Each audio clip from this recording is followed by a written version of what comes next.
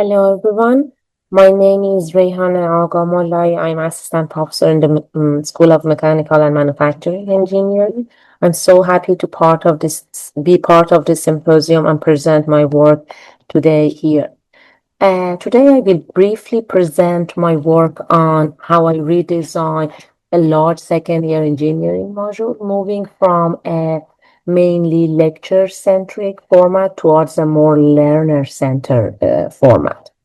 This focus is not just on using digital tools, but is actually is using how we can make changes by using digital pedagogical design to make our learning environment more active, more inclusive, and more sustainable. So let me move on to my next slide. So this slide shows a brief context of the modules that I delivered. So this module is Engineering Mechanics Dynamics, is a second year module with around 170 up to 200 students. It's mathematically demanding, and like many other large technical modules, it has traditionally faced challenges with student engagement and confidence. In large scale cohort, these challenges become more visible. So we can see students may struggle to find the right learning materials. From the staff side, we have limited time to personalize support and physical lab capacity at our school. So all this resulted in challenges around attendance, confidence, and consistency assessments around hundreds of submissions each year. So if I move to the next slide, this shows the approach that I taken as the background of my solution. So the redesign was guided by three connected goals: active learning, inclusivity, and sustainability. By active learning, I mean moving students away from passive listener and towards more regular engagement with concepts, problems, and application. By inclusivity, I mean giving students different ways to access the material, revisit difficult concepts, and progress at their own pace. And by sustainability, I mean designing a module that can maintain quality without creating an unrealistic workload for teaching and technical staff. So that was the background of my work. And the next slide shows the design transformation as pedagogical infrastructure integrated through module page. So it includes not just simply a set of online materials, but it actually make changes through using right, relevant digital options that we have for students.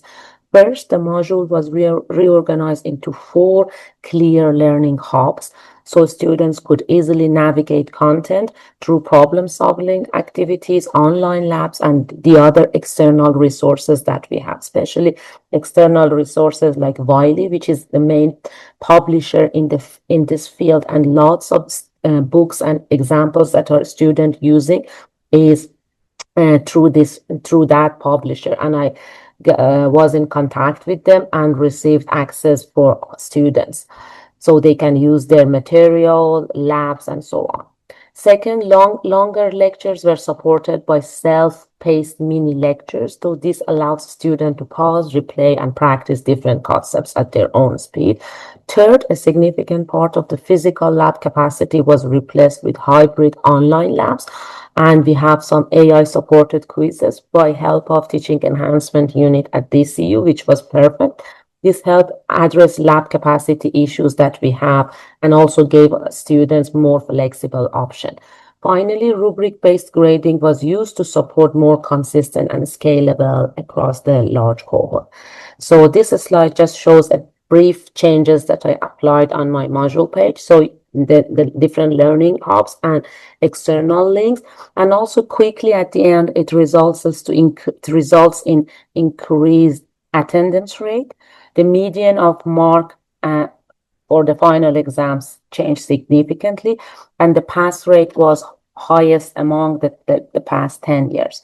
So thank you very much for your attendance, and happy to answer any question afterwards. Many thanks. I'm a lecturer in University College Cork and have been teaching large classes now for about 25 years or more.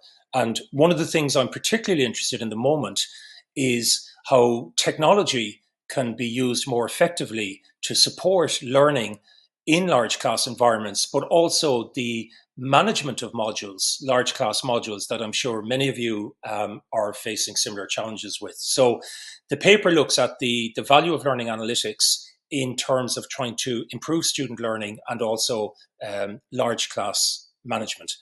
So the purpose of the research was firstly to see, is there a correlation between student engagement as measured by learning analytics, and in this case I'm using Canvas, and student outcome? And I'm using the grade secured by students for this.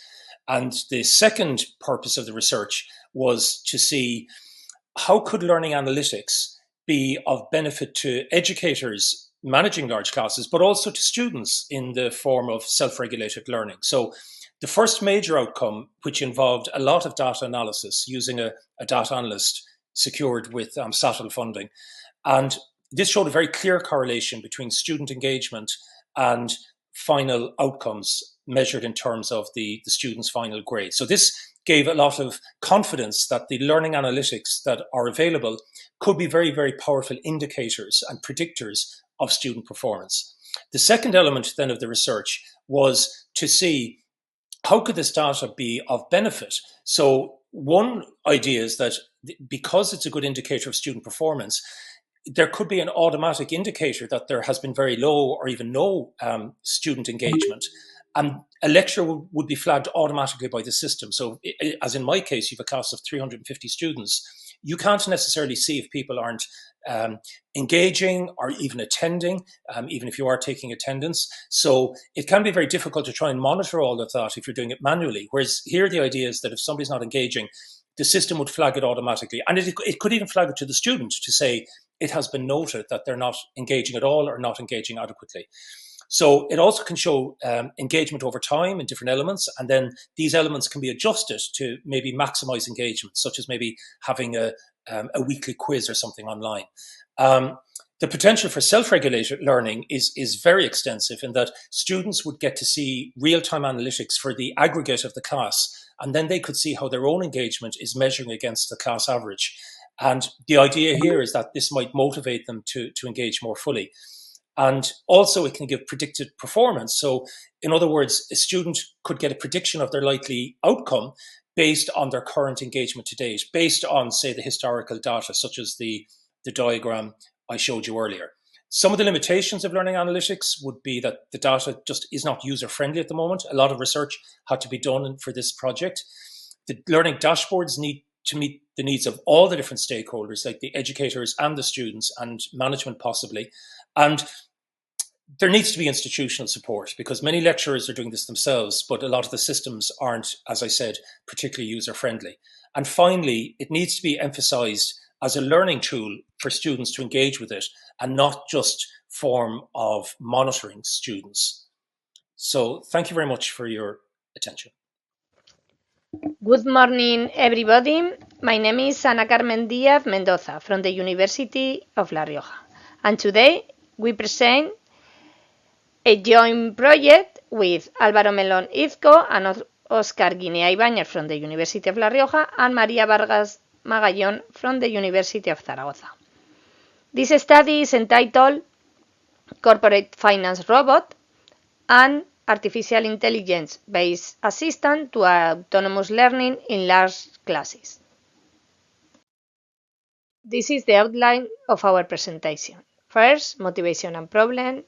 Second, diagnosis and learning context. Third, solution, robot finance. Fourth, results and contribution. This study addresses a persistent challenge in corporate finance, a compulsory subject in the third year of the Business Administration degree in the University of La Rioja. Empirical evidence shows failure rates about 25%. The main objective is to design a practical and scalable artificial intelligence-based solution capable of improving students' interaction with complex financial concepts and supporting continuous learning beyond classroom constraints. The problem is not limited to content difficulty, but is driven by three core factors: lack of study continuity, low confidence in quantitative reasoning, and insufficient guide autonomous practice. These issues are particularly relevant in large class environment, where individualized feedback is limited and learning gaps are detected too late. This combination generates cumulative inefficiency in the learning process, hindering the proper assimilation of advanced topics. Additionally, students' heterogeneity in prior knowledge and learning path further complicates both teaching effectiveness and students' performance. To address these constraints, we propose robot finance, an artificial intelligence academic assistant integrated into the virtual learning environment and trained on official course materials. Its role is strictly complementary to classroom teaching, not a substitute. The system incorporates 4 key functions: interactive step-by-step explanations, self-assessment quizzes with immediate feedback, personalized study planning, and gamified learning activities. Together, these elements create a continuous learning loop that promotes autonomous practice, reduces anxiety, and enhances engagement in technically demanding topics. Preliminary evidence suggests improvements in student motivation, study continuity, and efficiency of tutorials, with a shift toward deeper conceptual understanding. The main contribution lies in demonstrating that artificial intelligence-based tools can provide scalable academic support grounded in pedagogical theory and adaptable to other quantitative disciplines. The central implication is clear. It is possible to enhance learning outcomes through a scalable support system without replacing the traditional role of the instructor. Hello everyone, my name is Meisam from University College Dublin. In this presentation, we share our experience of creating purposeful engagement in large engineering classes at Changan Dublin International College. We will discuss practical teaching strategies that improved attendance, participation, and student engagement. Our work takes place at the Changan Dublin International College of Transportation, which is a collaboration between UCD and Changan University in China. We teach classes of more than 100 students in English. To improve student engagement, we focused on 3 main strategies. First, encouraging attendance and preparation through surprise quizzes. Second, increasing participation through structured group work. And third, redesigning assessment while introducing AI-related topics. One challenge we faced was low attendance and passive participation, especially for Level 4 modules. To address this, we introduced short surprise quizzes based on recent lecture content. These quizzes were not intended to create pressure. Their purpose was simply to encourage attendance and preparation. Over time, attendance became more stable and students appeared more engaged during lectures. The quizzes also helped identify topics that needed further explanation. The second strategy focused on creating more structured engagement through group work. Our goal was to encourage teamwork, responsibility, and stronger engagement among students. Large engineering classes often use group projects, but participation can become uneven. Some students contribute a lot, while others contribute very little. To improve this, we introduced a structured process. After forming the groups, the students first created a simple team agreement to clarify expectations and responsibilities. Then, groups submitted a draft report and reviewed another group's work. Peer review encouraged critical thinking and allowed the students to learn from each other. Once revisions were completed, groups prepared presentation slides and delivered oral presentations in class. Finally, students submitted their reports and reflected on their own contribution through self-evaluation. This structured approach worked because it promoted shared responsibility, peer feedback, active participation, and fairer teamwork. Third strategy focused on assessment redesign and the integration of AI-related topics into classroom activities. This helped create continuous engagement and connect learning with emerging topics.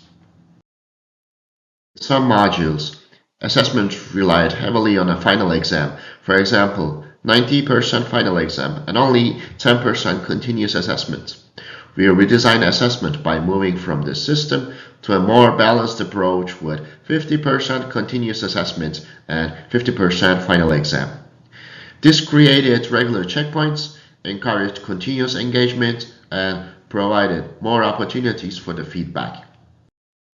We also integrated emerging topics, particularly generative AI, through short classroom activities, including Gen AI introduction, ethics, limitations, and practical applications. These activities increased engagement with peers, improved student-lecturer interaction, and generated greater interest in the module.